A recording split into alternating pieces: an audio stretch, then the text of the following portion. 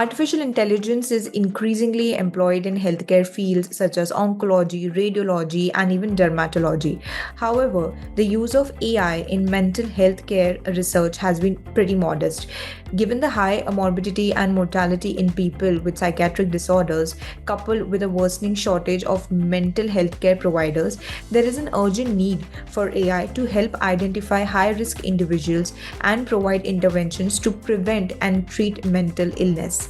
Hello and welcome to another episode of Analytics Insight Podcast, the podcast where we explore how technology is shaping the future of business, well-being, inclusion, and impact. And I'm your host, Priya Dharani. We are diving deep into a topic that sits at the intersection of innovation and empathy, that is artificial intelligence in mental health care.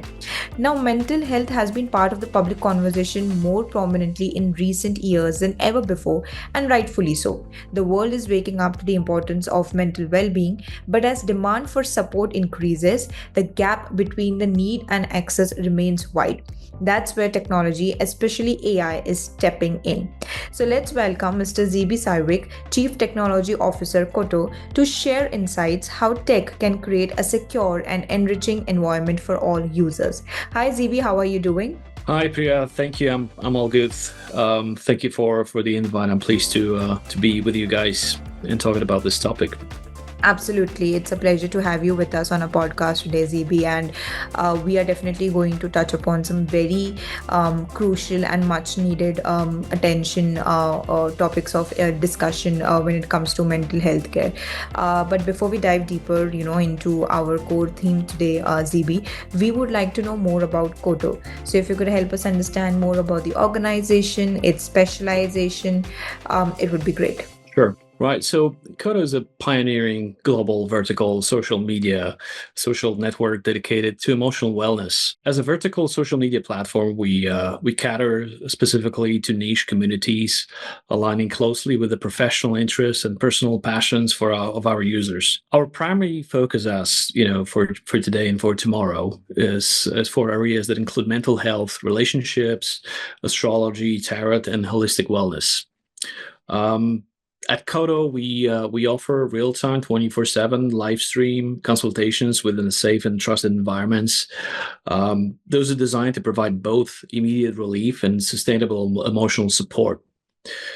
So, since we've launched monetizations, I think that was 2024, a year ago, we've already surpassed 1 million consultation minutes, attracted over 650,000 active users, and established more than 7,000 vibrant, engaging communities.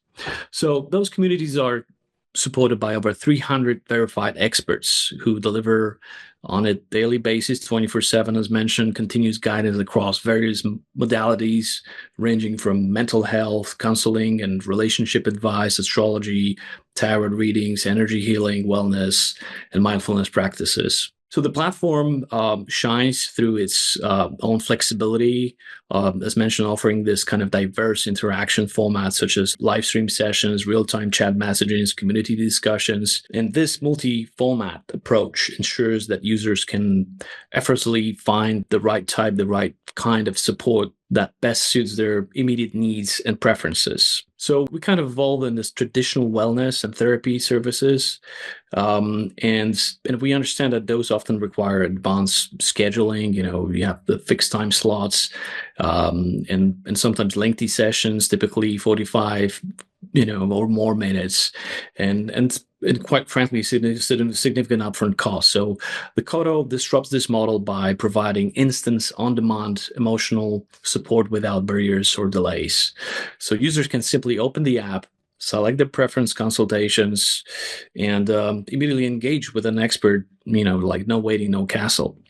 So moreover, we, as mentioned, uniquely blend the modern psychology methodologies with also ancient Eastern practices.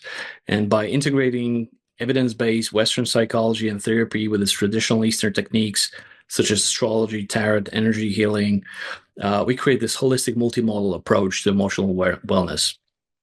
So users are empowered to choose the methods that resonate culturally and personally with them, and combining them with various modalities to craft a personalized wellness journey. So that's pretty much it. And we recognize that at COTO, users have the freedom to experiment, discover and combine those modalities easily, and finding precisely what works best for them. Definitely, that's pretty interesting. Zeebee, thank you for sharing more about COTO and giving that detailed introduction. Of course, your focus on mental health really sets the stage for the rest of our conversation. But before that, we would like to also know more about you, Zeebee. So, if you talk about you, you guide organizations through this critical transition, helping teams integrate AI thoughtfully into workflows, products, and even decision-making processes. So it would be great if you could tell us more about yourself. How has your journey been till date? And give more insights about your role and contribution towards the company currently at COTO. Sure. Sure. So with my nearly 2 decades in tech, I've journeyed from hands-on coding to strategic digital craftsmanship. So to me, engineering means actually artistry, precision, passion, and mostly purpose that is woven into every line of code and every meeting with people and every deployment, every shipment. So before joining COTO, which I've already have more than 3 years in my bag just driving this business and this fantastic team and the stuff we've created. I led diverse set of teams and managed a mid-sized software house here in Europe. At COTO, we started from scratch, navigating the startup crossroads, those initial kind of prototypes and initial kind of rapid launches. And then we sculpt the platform around the community interaction and seamless communication. So then came the pivot line sessions when we decided to move to the streaming. That became our heartbeat, and that kind of opened the doors to the service commerce, which kind of is currently propelling our growth. So my role at this journey is first and foremost building and nurturing engineering teams, hiring talent, finding talent, and then mentoring and growth and bridging the product visions, data insights, marketing strategy, and technical excellence. So from the start, the mantra was to champion. I champion and the small, like empirical, iterative steps, in thinking and building and creating and ensuring that our process of engineering, development, deployment, and then taking feedback from our users is a process that scales smoothly and adapts swiftly. So over a decade in the service-driven industry, where I was working before, it taught me speed in this agency sort of oriented environment. We've had to, work with, multiple different clients, multiple different technology stacks, and you have to jump on like sometimes complex journeys and embrace the power of continuous learning. And that rigorous testing and having the quality built in at the start, and this scientific sort of and empirical approach in building, and that became my compass, which also I'm injecting this into kind of the DNA of our teams. As also worth to mention is AI sort of leapt from this niche to the mainstream as for today. That also has been quite a bit of a role and a function and a place where I've led our teams through this seismic shift, where we've evolved from this micromanage, microscopic dev workflows to sort of more hybrid AI-driven AI coding, LLM integrations, and AI collaborative technical designs and solutions. But anyway, ultimately, my passion is in delivering real value to users, and I strive to ignite any vision and purpose within our teams, ensuring that that is embodied in the product that we built, which I hopefully that's hopefully reflected through the app and the impact that we've added for the communities and users. Well, that's really insightful, Zeebee, and thank you for walking us through your journey and the impact you're driving. And it's pretty interesting and inspiring to hear the purpose behind your role, and of course how your role connects to some of the broader innovations we are seeing in the industry today. Now, let's dive deeper, into what this episode will basically talk about. So, I think over the last 5 years, we have seen a remarkable shift in how people seek mental health support. What used to to be private, often stigmatized and delayed, has now become more open, on demand, and integrated into our daily digital experiences. And this shift isn't accidental, it's rooted in the rise of digital first platforms and mobile apps that make mental wellness a click away. Today, people can access mindfulness exercises, guided meditations, mood trackers, all from their phones. And even more importantly, platforms are now offering real time support, allowing individuals to talk to mental health professionals or AI based tools like we discussed when they need it the most. So, how have you seen the landscape of mental health support evolve with the rise of technology, especially AI, in the last 5 years? That's exactly what is happening, Priya. And, I cannot express more than, about that landscape is very dynamic. It is evolving, quite frankly, a lot. So ideally, over the past 5 years, the technology has profoundly reshaped the landscape of mental health support. As you mentioned, also the accessibility then has improved dramatically, and the costs have also dropped, which is great. And those personalized experiences, bring this immediate care has actually are becoming a reality. So, for example, AI-powered chatbots, for instance, have surged in popularity by providing this immediate stigma-free support.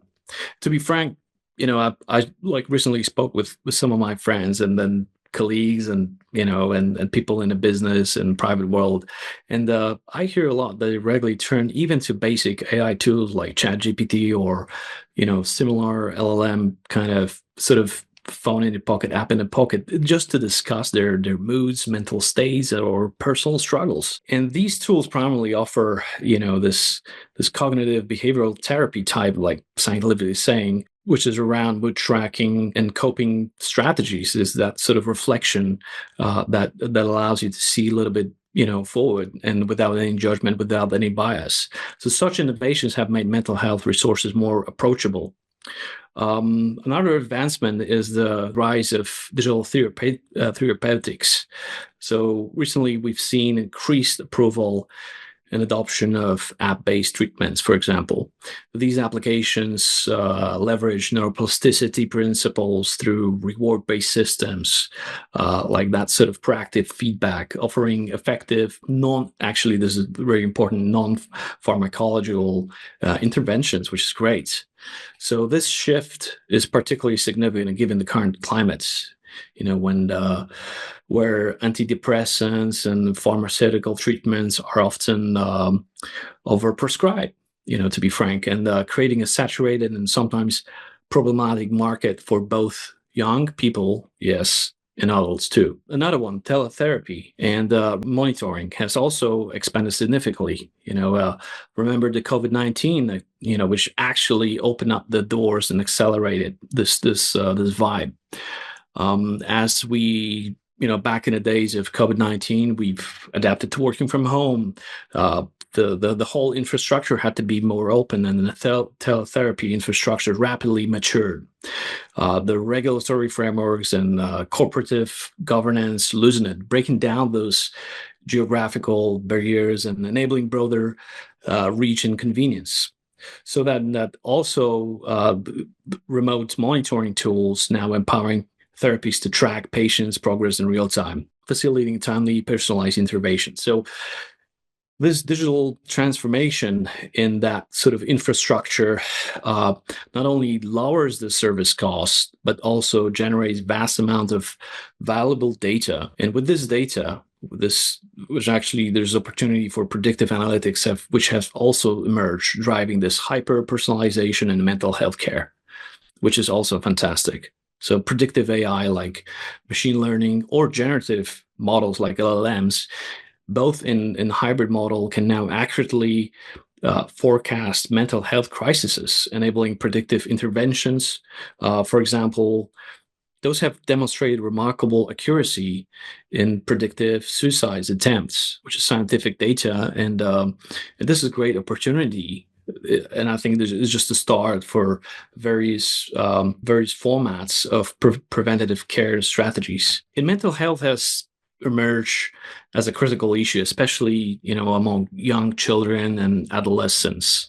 So I'm frankly a father of four, and some of whom are already entering adolescence. My oldest son is 15, and I witnessed this firsthand. Not that I'm having those kind of crises, but I'm involved with school communities and friends, and regularly interact with young adults, observing closely how they engage with their peers, and and essentially they're engaging in this digital realm. And what strikes me also the most is the universality of this phenomenon. Whether you're in Europe or in the US, where I also maintain strong relationships, or even in Southeast Asia and India, like on a daily basis, the patterns remains consistent. Young people everywhere immerse themselves deeply into digital spaces. That kind of calls the blurring the lines between virtual and real world interactions. Yet this kind of culture, this digital immersion, comes with troubling side effects, and increasingly, unfortunately, we see alarming number of young individuals suffering from depression. Tragically, some even commit suicide.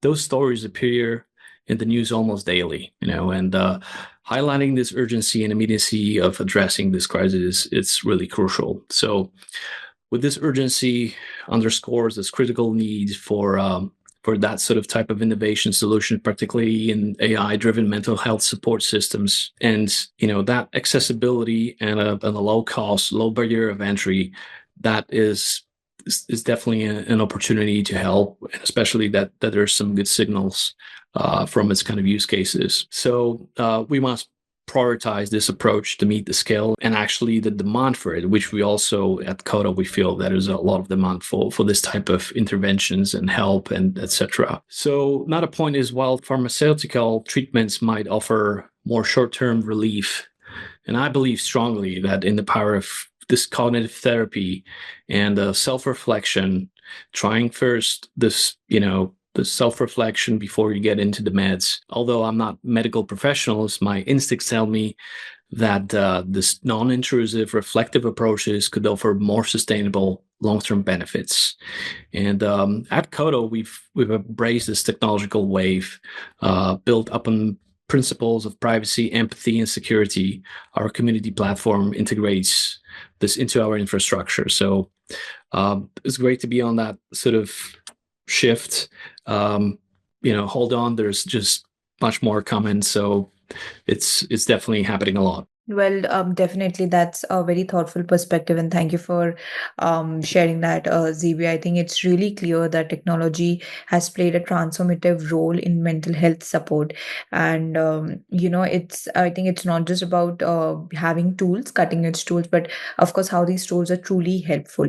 What really stood out to me was your point on AI powered chatbots, as they're providing immediate stigma free support. So my next question is kind of based around that thought of yours.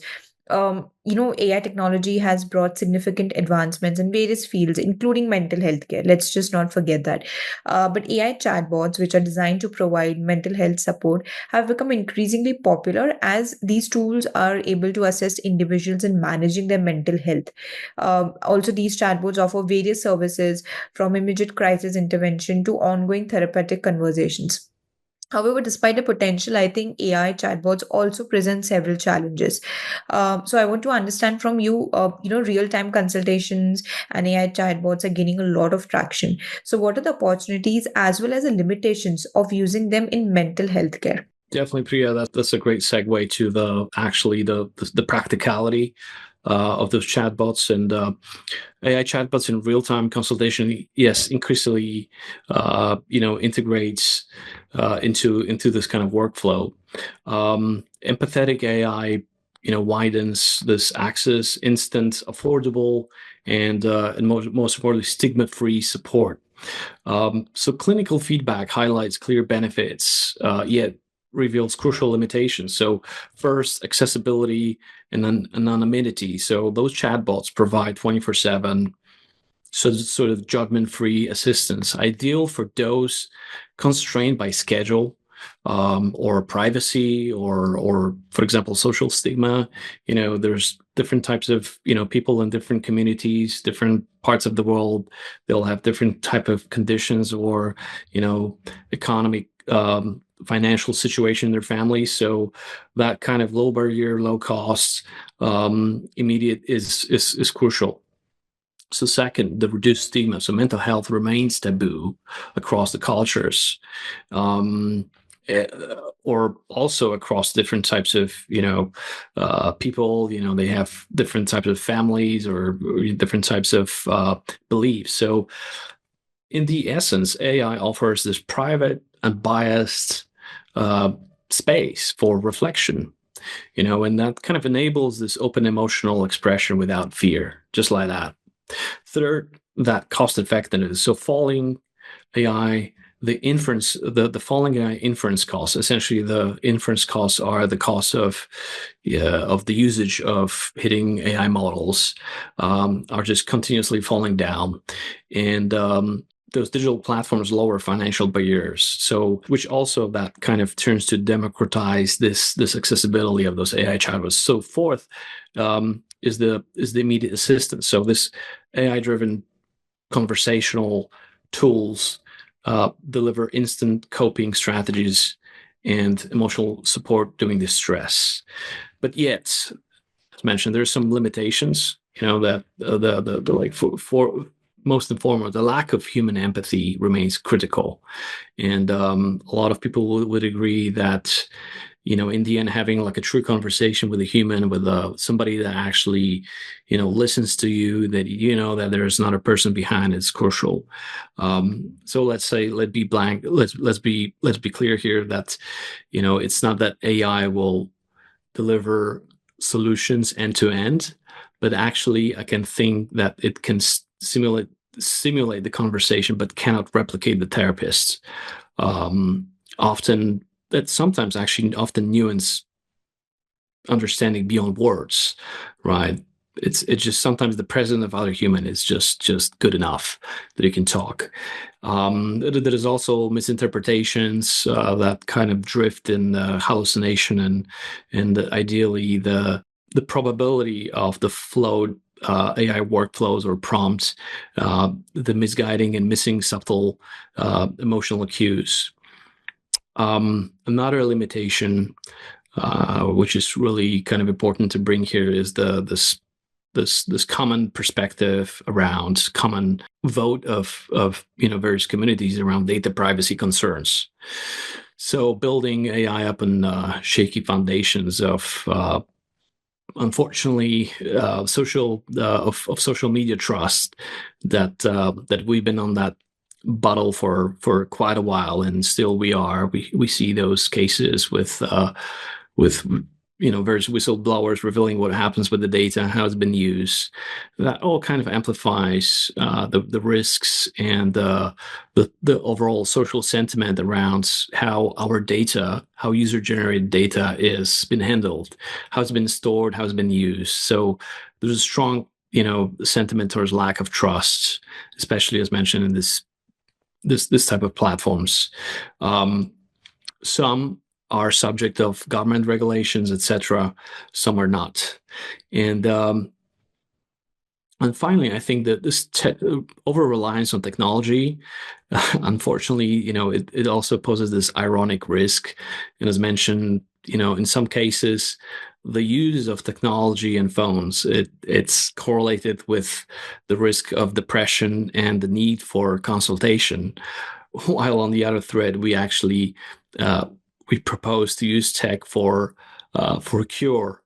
So then that kind of caused this over reliance on technology. If digital isolation harms relationships, thus pushing for the technology to really help, there needs to be a balance, definitely here.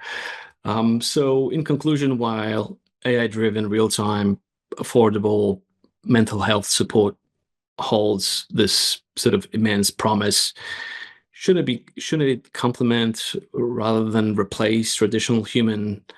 I believe that's probably the both of those are valid, and therapeutic relationships ensuring we need to maintain those ethical standards, data security, and an essential human oversight in the loop.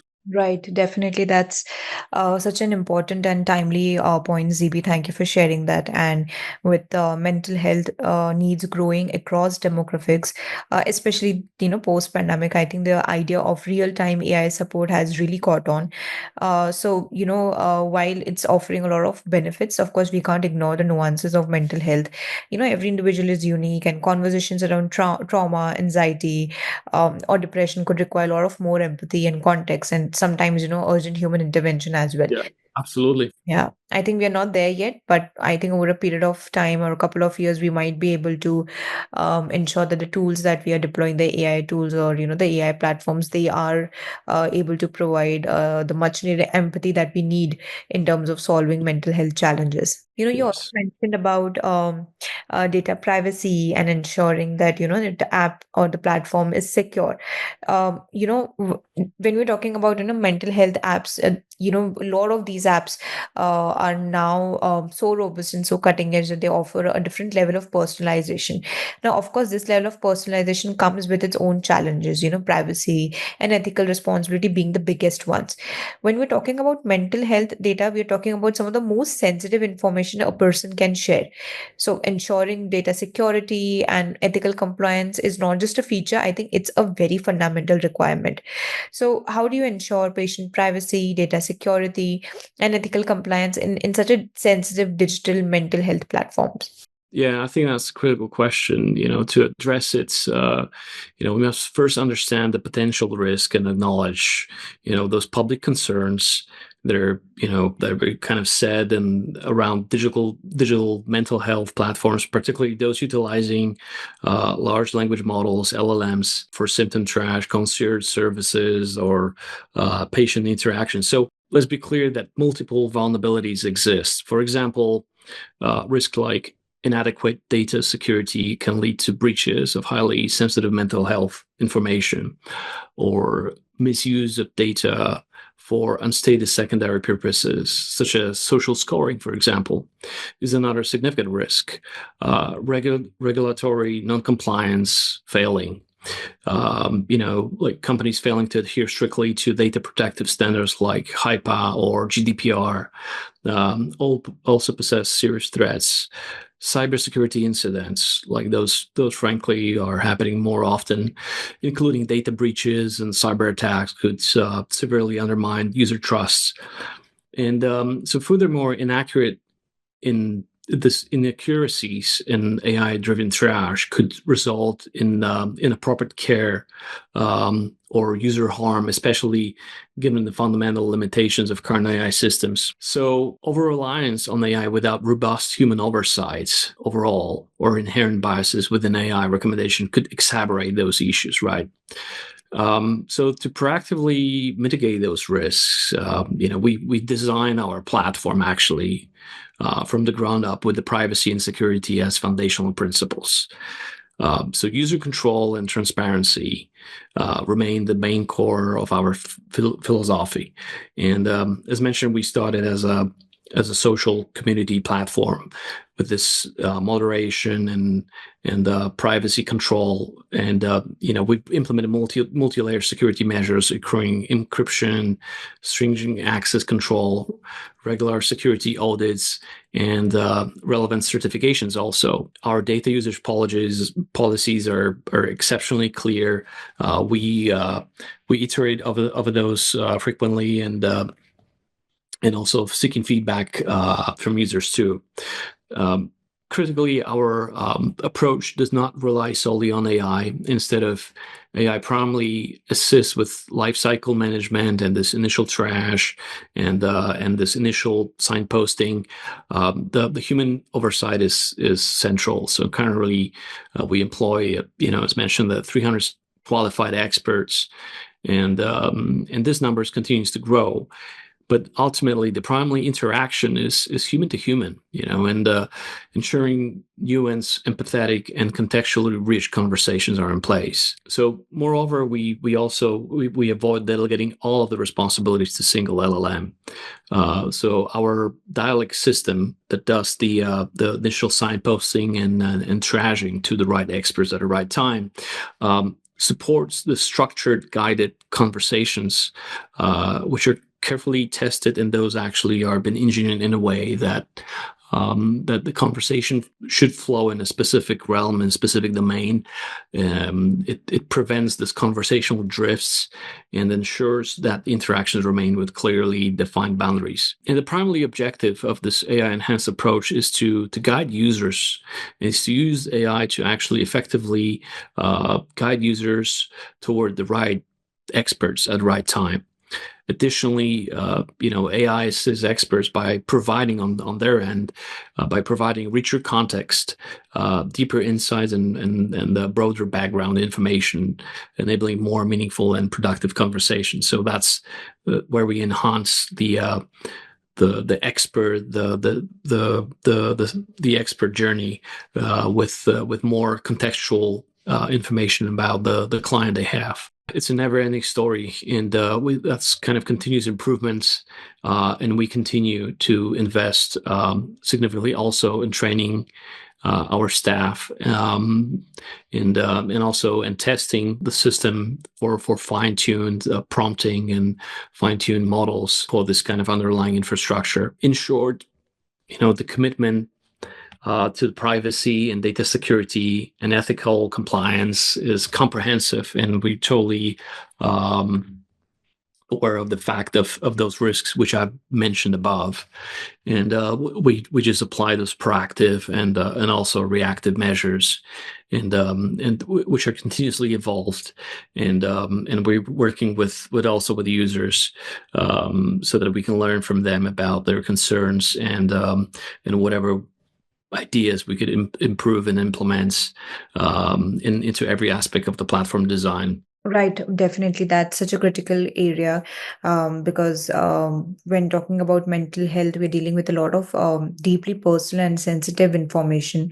And mental health platforms carry a significant responsibility, not just to deliver care, but to do so in a way that builds trust, protects user dignity, and respects privacy at every level. So, having said that, I think more importantly, transparency needs to be built into the user experience. People should never feel unsure about where their data is going or who has access to it. So now, as transformative as these innovations are, and they can't create a systematic impact alone. I mean, that's where we need more collaboration between startups, governments, and civil society. So all of this becomes more essential. So one last question for you, Aziz: how important is collaboration between the government, startups, and the overall civil society when it comes to creating a large scale impact, in terms of creating more awareness and more cutting edge solutions to deal with mental health challenges?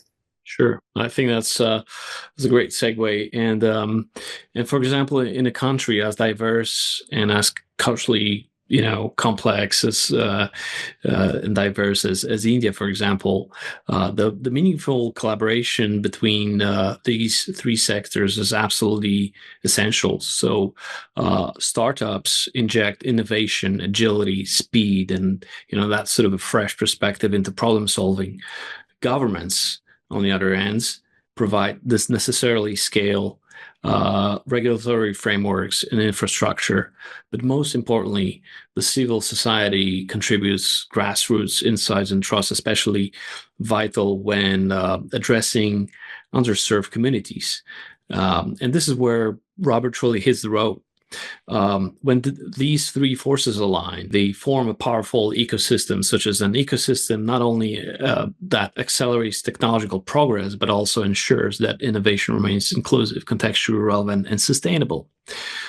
So speaking about India, which has already witnessed tangible outcomes from these collaborative models, initiatives like T-Hub and in Telangana and Innovation Hub supported by state governments, academia, and private sectors fostered by over 2,000 startups, already creating ripple effects across the broader economy. Similarly, programs like, for example, at IIT Bombay, developed through the government's backing and those medical partnerships, have produced this blast of medical innovations in the form of various devices, various formats, specifically designed to bridge this gap between this city and rural healthcare gaps.